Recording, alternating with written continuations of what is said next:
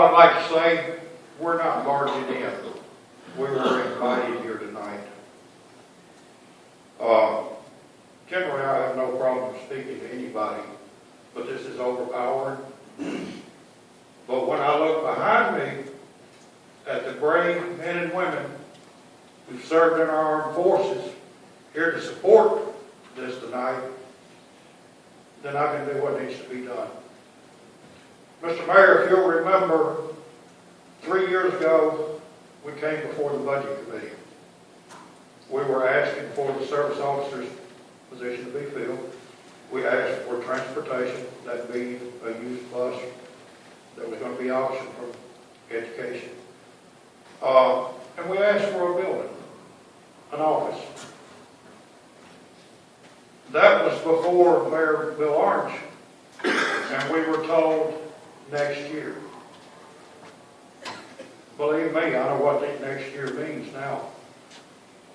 Next year. And again, next year. I know, I understand, next year. Teresa Fruitman, Susie Deach, Carroll County, their husbands heard next year. Archie Camden heard next year. I can remember all the smile on Paul Friedman's face when I said next year. I didn't know Rick Deach then, but when I did come to know him, I know he understood next year. They didn't get another year. They're gone. Can you tell they're with us next year?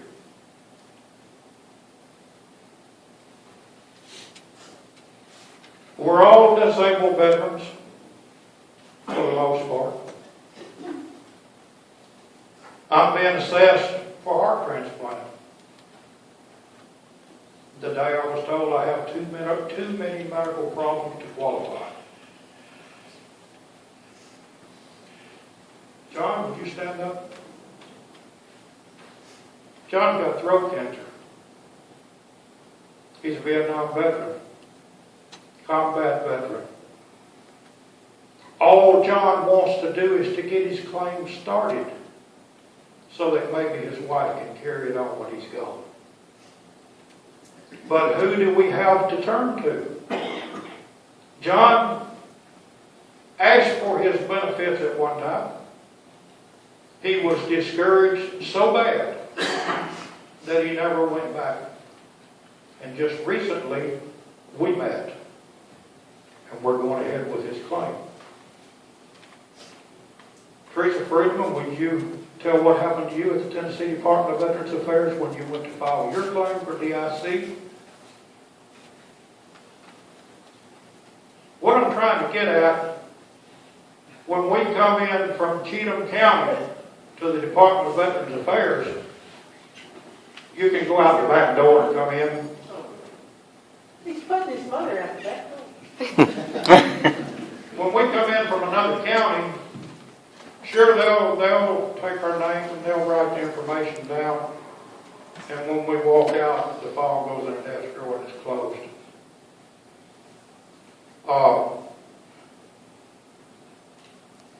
Carroll County, Archie's case was filed in 2002. We're 10 years down the road. It takes 3 things to win every veteran's claim. There's only one thing, one condition that's been met in her file, and it's more than 10 years old now. So we just supplied the other 2 elements. We've been working feverishly for 3 months, trying to get her DIC benefits, and today we put that claim together. With luck, in 2 more years, we're going to win it. But we're 10 years down the road. I carried my mother, the widow, to the Tennessee Department of Veterans Affairs. She can tell you about that. These are our advocates, not our adversaries, but our advocates. We went down together to the Tennessee Department of Veterans Affairs. We had all our paperwork in order. So the lady read my claim, and she looked at me and said, "Ma'am, you can't file this claim. You've not been married to this man 10 years. You cannot. You're not allowed to."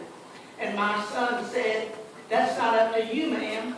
She can file this claim because the waiver of 10 years is wavered if we prove that he died of his service disability ailment. He had asbestos from 30 years in the Navy, and he died on oxygen and of a stroke. And if we can connect those two through his records, I'll be eligible." But it was not up to her whether or not I filed. Anybody can file. It's up to them to approve or disapprove. Thank you. Now, Carol Cannon, I'll ask you, and from where, if you will, please stand up where we can hear you. In 10 years, did you get a nickel's worth of service out of the Tennessee Department of Veterans Affairs? Never. No. Like I say, it takes 3 elements to win. There's one element in the claims file at this time, 10 years down the road. And the reason for that is nobody took an interest in the claim. We didn't have a neighbor sitting in the office right down the road that we knew where we could go get a cup of coffee. "Hey, Joe, I need to talk to you about something. You know, I'm filing this claim, what I need to do." If we had that kind of friendly atmosphere, I wouldn't doubt in 2 years' time the amount of money that came into this county from U.S. Department of Veterans Affairs wouldn't triple. More education benefits, more health benefits. In the last year, I have implemented, filed, and won more than $1 million worth of retro pay in Cheatham County, mostly right here in Ashton City. Just filing claims for veterans for free.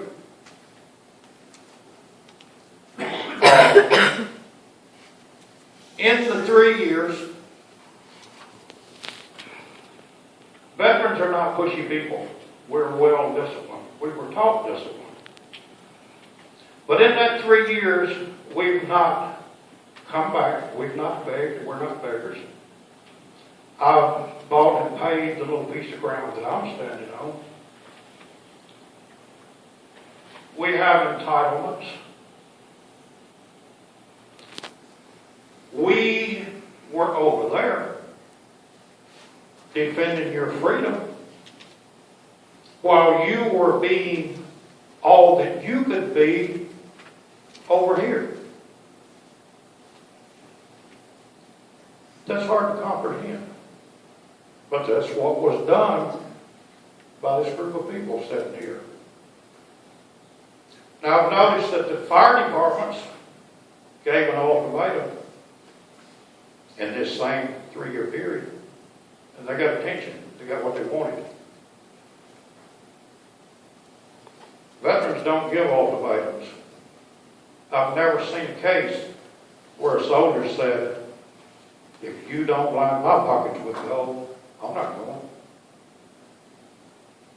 I remember the phrase from when I was 19 years old, "Hell no, we won't go." But that was college students. They were not members of the armed forces. And they were protesting the war in Vietnam. And not only the war, but the soldier. When I came back on my way back in Columbus, Georgia, at the train station, a young woman walked up to me and spat on my uniform. She called me a baby killer. I was so surprised because I didn't know anything was going on. I didn't know there were protests. My brother called me and said, "Don't go around A&I, they'll kill you." And when I got off of the train, I hitchhiked home. And the lady stopped to pick me up, the very first lady, she said, "Where do you live?" I was in uniform, dragging a double bag. She said, "I'm going to take you all the way home. Somebody will kill you." And I couldn't understand this. You know, I haven't done anything to anybody. But then another thing that we noticed happen in this same 3-year time period is state industry said, if you don't line our pockets with gold, we're going to move. They got their gold. Not only did they get their gold, but now the county's willing to sell the property at a loss, at so much of a loss. If we had the difference, our veteran service officer could survive a long time on that kind of money. I'm not here to make enemies, and I hope that I haven't. I'm here to explain a situation that needs rectifying, not next year, not next month, today. Thank you for your time.